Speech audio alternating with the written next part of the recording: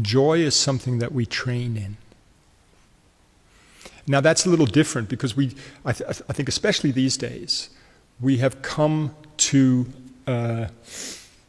relate to happiness as external stimulation, and therefore we relate to happiness as something passive. Just give me enjoyment, as opposed to I have to train in enjoyment. I have to learn. Meditation is an acquired taste. Meditating on precious human life. It can take a while till you start accessing the joy. Meditation on death, meditation on lower realms, there's some joy to be had there. Yes, something very deep and very profound, but you're going to have to train in it. And that's why I think it's so important that we that we bring in the joy early and often. Bring in the joy early and often.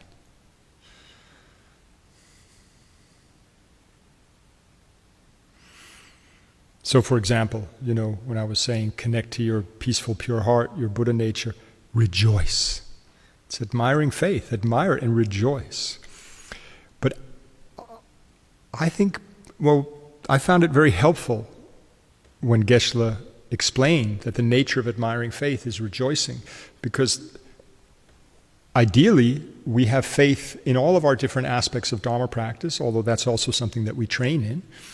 But when you feel in the living presence of Buddha, if you're feeling it, rejoice. If you're recognizing that all living beings have the potential for enlightenment, rejoice. If you're meditating on precious human life, of course, rejoice, because that's one of the objects of meditation, that how wonderful, how amazing I have this potential. But even if you're meditating on death or you're meditating on renunciation, bring joy into it, because you're thinking, how lucky I am to be given this insight. How lucky I am to be mixing my mind, so that you're learning to enjoy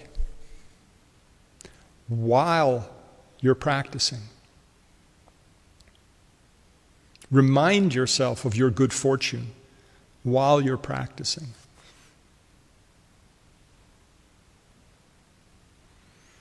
Like you might even think, well, my meditation is very distracted today. How fortunate I am to be able to have a super distracted meditation. Some people are just super distracted. They're not having a super distracted meditation.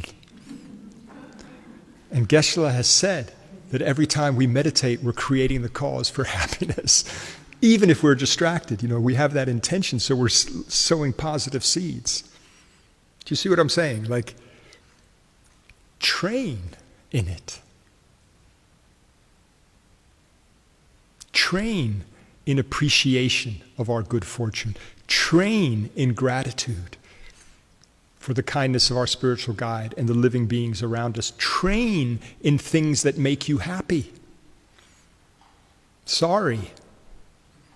Maybe we think training and happiness, those are antithetical.